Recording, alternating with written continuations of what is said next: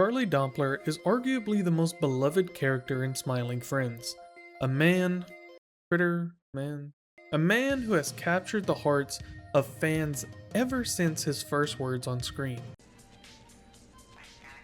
Pim, can we watch something else? A character who holds down the grounded feel and realistic dialogue of Smiling Friends. That seems a little bit unreasonable. I don't think you should be in hell for that. For some guys, yeah. For me personally, I've been on it for 10 years. I've never had those issues personally. And as with any great character, he's not without his flaws. Just helping out, right? Something that I never do, according to you, right? Hey, don't touch me. Don't ever touch me. Oh no. Charlie, what are you doing? But those imperfections don't take away from his character, but rather add to it, making him less of a two-dimensional character and more of a complete, well-rounded one. Today, I want to take a deeper look at Charlie and see what makes him tick, what defines him, and ultimately, what makes him so iconic. From his unmistakable charm, to his aesthetically pleasing design. That is pure Zach. I could never in a million years draw Charlie. Like, that to me, that's like a perfect drawing. It's so aesthetically pleasing. We're going to examine everything there is about this character that lies at the heart of Smiling Friends. There's a lot to talk about Charlie on a psychological level, what people see in Charlie that they see in themselves, and what sort of person he represents. But before we can get into that, we have to find out who Charlie Dompler is in the first place.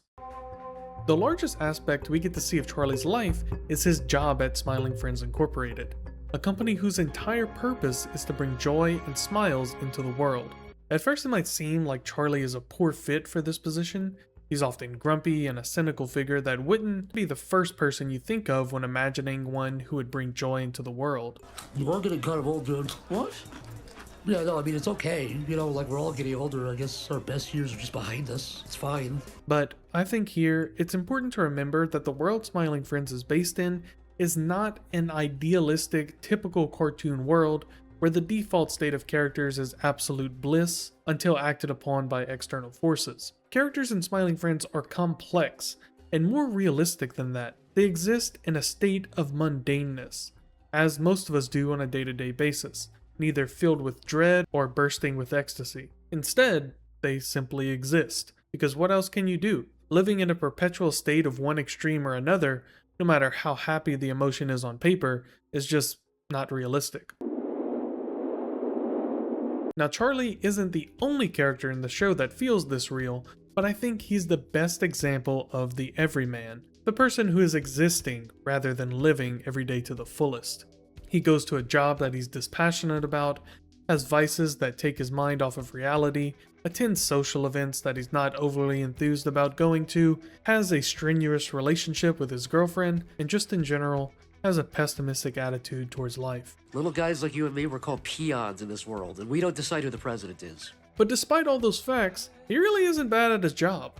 In fact, he's actually pretty good at it, cracking several jobs that seem like they would never end up in a smile. And even when he's on his own, still takes a personal interest in clients and spends entire days with them, trying his best to put a smile on their face. However, he rarely does these jobs alone. We can't talk about Charlie without bringing up his #1 coworker and partner in crime, Pim. Oh man, those stairs killed me. Charlie! The two are not inseparable. In fact, they're quite separable. No worries, We're yeah, back I'll in do like this an before hour. you gone, yeah. Oh, good. All right, man. Alright, see you, Charlie. See you, man. But the two main Smiling Friends often work on cases together and use their differing personalities to become greater than the sum of their parts, and complete jobs that would be impossible if they were on their own. The ever-optimistic Pim and Charlie's pessimistic attitude somehow mesh together and create that lovable duo that so many people are fans of. As I just said, Charlie and Pim are diametrically opposed when it comes to personality types. Pim is straight-laced, outgoing, extremely positive, and is the definition of a glass-half-full kind of person, where Charlie is the opposite. He's a bit of a slacker, more of a homebody, has a much more pessimistic view of life, and sees the world in much more muted tones than Pim's oversaturated perspective. But despite all that, the two work well together. They've known each other for at least 7 years, I've known you for 7 years, and I never thought I'd say this. and understand each other's strengths and weaknesses well. This is way more of a Pim job, man. And I think you're gonna do a really good job. And yeah, it doesn't Yeah, feel it's that everything. It's Charlie. the look, it's the name. This ability to overcome the natural tension between himself and Pym shows a level of emotional maturity in Charlie that I think goes unnoticed a lot of the time. But in order to really understand who Charlie is, we have to look at his relationships with other characters, not just Pym. I want to start with the other smiling friends and then branch out to more minor characters. Starting with the most divisive relationship, Charlie and Alan seem to butt heads quite a lot. With two alpha males, it's no surprise that they are often at each other's throats. I think there's an obvious explanation for this, but I want to save it for when we talk about Charlie's sexuality later on. But for now, I think one of the main factors contributing to their turmoil is simple personality conflict. Charlie is a laid-back guy who enjoys having control over the conversation and feeling like he's the smartest guy in the room, whereas Alan is uptight and aloof to Charlie's plight to atop the social hierarchy. This nonchalantness towards Charlie's need to feel important feels disrespectful to Charlie and causes resentment, and causes a rift to grow between them. When challenged, this dichotomy causes stress fractures that lead to conflict between Alpha Charlie and Sigma Alan. Charlie and Glep seem to get along. In fact, Charlie seems to hold respect for Glep and genuinely enjoys spending time with them. The two, for the most part, get along great. Except for that one time.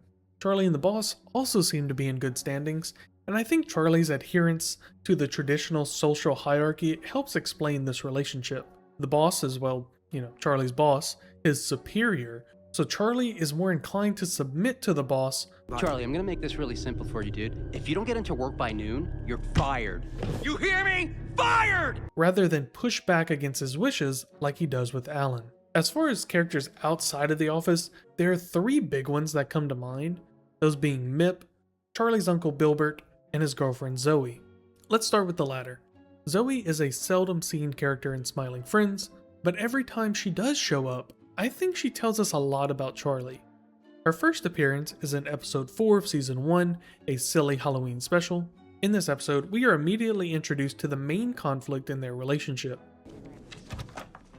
Charlie, what are you supposed to be? He doesn't want to dress up as anything. Zoe appears to be a traditional, office party attending, summer enjoying, go with the flow, normal type of girl, whereas Charlie is a contrarian and refuses to follow the norm. Like when he refuses to put on Halloween costumes due to concerns of it being offensive in 10 years. But remember, in the world of Smiling Friends, Charlie isn't a celebrity or anything, so even if he did wear an offensive costume, pretty much no one would care. He sacrifices happiness in his relationship just to go against the grain and not put on the costume. Zoe's next appearance is at Charlie's funeral in episode 8. Charlie dies and doesn't come back. Zoe attends Charlie's funeral and can be seen looking upset, but she is far from the most grief-stricken person at the funeral. Even Dave looks more torn up about Charlie's death than her, and Charlie was only a patron at his theme park. I'm not saying Zoe isn't sad, but her attendance at the funeral might be more of a social obligation and less of a personal want for closure. Even after Charlie is resurrected, she appears to be more horrified or just surprised than happy about it, even appearing forlorn about her boyfriend coming back to life in the pan-out shot. Perhaps she was dreaming about moving on, only to have that dream snatched back from her by God. Her next appearance is in the season 2 finale, Pym Finally Turns Green. In this episode, Zoe appears to be having a great time at the beach with Charlie and his co-workers. I think she looks so happy here because this is one of the few times Charlie is participating and not trying to be a contrarian. I love my friends, and I love my God, and I love my country, and God bless America. We see Zoe for the final time at the end of Glep's episode in season 3, where she is attending the office Christmas dinner in the supper room. Gotta use this room more often. This is the most contentious scene between Charlie and Zoe, as Charlie appears to be spiteful and borderline abusive towards Zoe at dinner. Not only that, Zoe seems to be fed up with Charlie and is more curt with him than usual. You have gravy all over your face. The two appear to be going through a rough patch in their relationship, and maybe Zoe is thinking that she wants to spend Christmas dinner with a different person next year. She even appears to be extremely uncomfortable when Charlie confronts the narrator for his remarks about certain group of people. You know who I'm talking about. Perhaps she has seen Charlie in a violent confrontation before, and this event is triggering for her.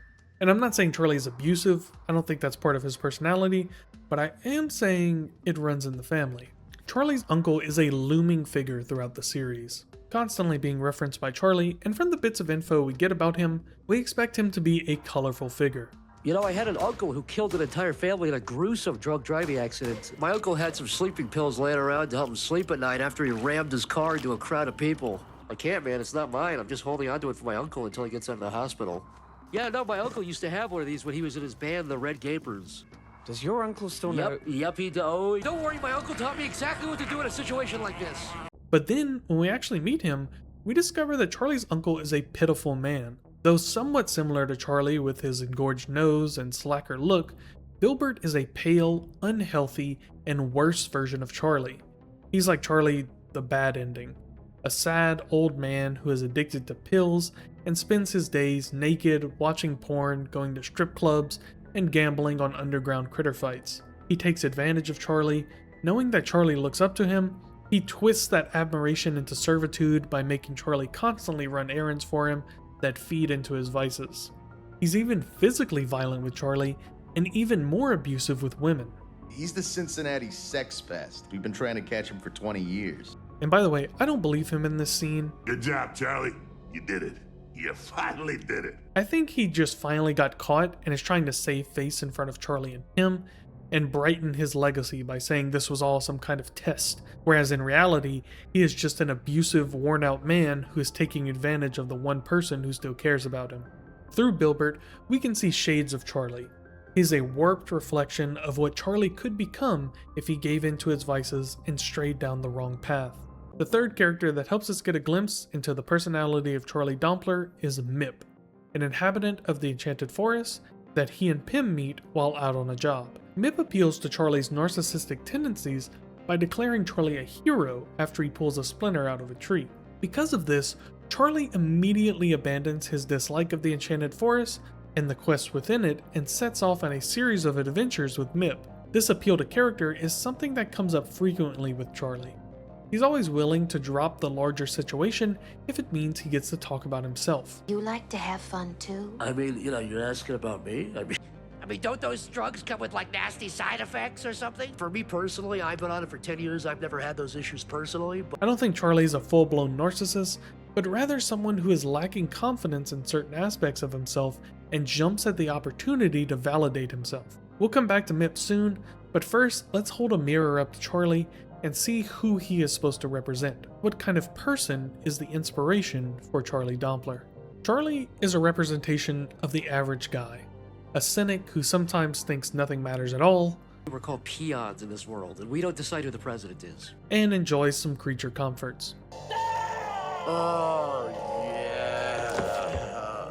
And I think a large part of Charlie's personality that floats around in the background is his religious side. This, again, is a mirror of the real world, with the resurgence in religious content, especially Christian content, in short-form media, and I think that is just a natural rebound of the atheist cringe phase that the internet went through in the early 2010s, but I don't think that Charlie's religious beliefs are merely for that reason. I also think they serve as a catalyst for his internal struggle with homosexuality. Sexuality in Smiling Friends is a lot more fluid than in our society. It's a lot more like the ancient Greeks or Romans' view of sexuality, where homosexuality was less of an identity and more just a part of something you did from time to time. I'd have to make a full video to explain all the strange ways that these two societies looked at it, but broadly, in Greece it was something that you did when you were young, and you might have an older partner, and it was just seen as part of the apprenticeship. Something we would obviously see as problematic today, but was a staple in their culture.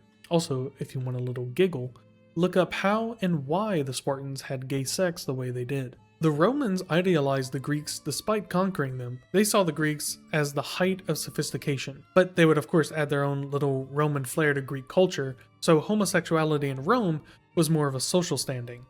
So if you were a male Roman citizen, and you should remember here that being born in Rome does not make you a citizen. Citizen was much more of a prestigious title than we use it today, and if you were a citizen, then you were expected to be at the top of the sexual hierarchy. So you could have sex with anyone lower than you, like a woman, enslaved men and women, prostitutes. But when you did, you were supposed to be the plug and not the outlet to assert your social dominance over them. All that to say, in Smiling Friends, it seems like sexual preference is more in line with the Greeks, but still overall more in line with ancient cultures compared to ours. And while Charlie does have a girlfriend, we never see them behave intimately with each other in any sort of way. In fact, Charlie seems to disdain her touching him, but I know what you're thinking.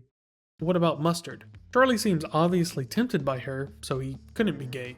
But this is one of the earliest episodes where Charlie's religious beliefs are brought up. Yeah, but I'd never break the sixth commandment, dude. So maybe at this time, Charlie was trying to lean into the accepted religious sexuality, but at the same time feels guilty about cheating on his girlfriend, as well as not really wanting this type of Mustard in the first place. Similar to the situation with Alan, where we see them touching and kissing and having a gay old time in the pilot, but after Charlie has some time to think about the situation, he decides that being gay is not okay and confronts Alan about the situation. And I just want you to know I wasn't cool with that at all. And then, of course, we have Mip, someone who Charlie had an intense homoerotic encounter with. Maybe it was because of the location, being far away from his girlfriend and from his god, away in the enchanted forest, made Charlie more open to the idea of exploring his true feelings.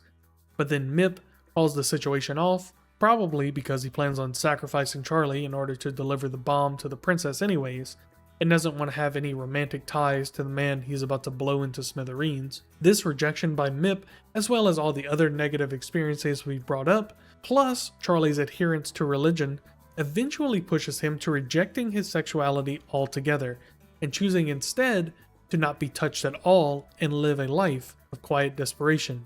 I just said the most amazing idea was Pim as a hot dog, plus Alan was also a hot dog. For men, desperation for hairy, sweaty, bulging men with muscles and a midriff t-shirt and like a thick caterpillar mustache and adherence to discipline. Mike Mincer. I mean, Charlie is in love with Mike Mincer. So that is Charlie, warts and all. Let me know if you agree with my analysis or if you have your own ideas about who Charlie is and who he represents. If this video does especially well, I kind of want to do one on Alan too, but the leaves are about to start turning, so it might have to wait until next summer. I hope you all enjoyed the video. I had a lot of fun with this one, and if you'd like to see more character deep dives in the future, let me know. These past couple of videos have been pretty quick to produce, so I might sink my teeth into something meatier next time.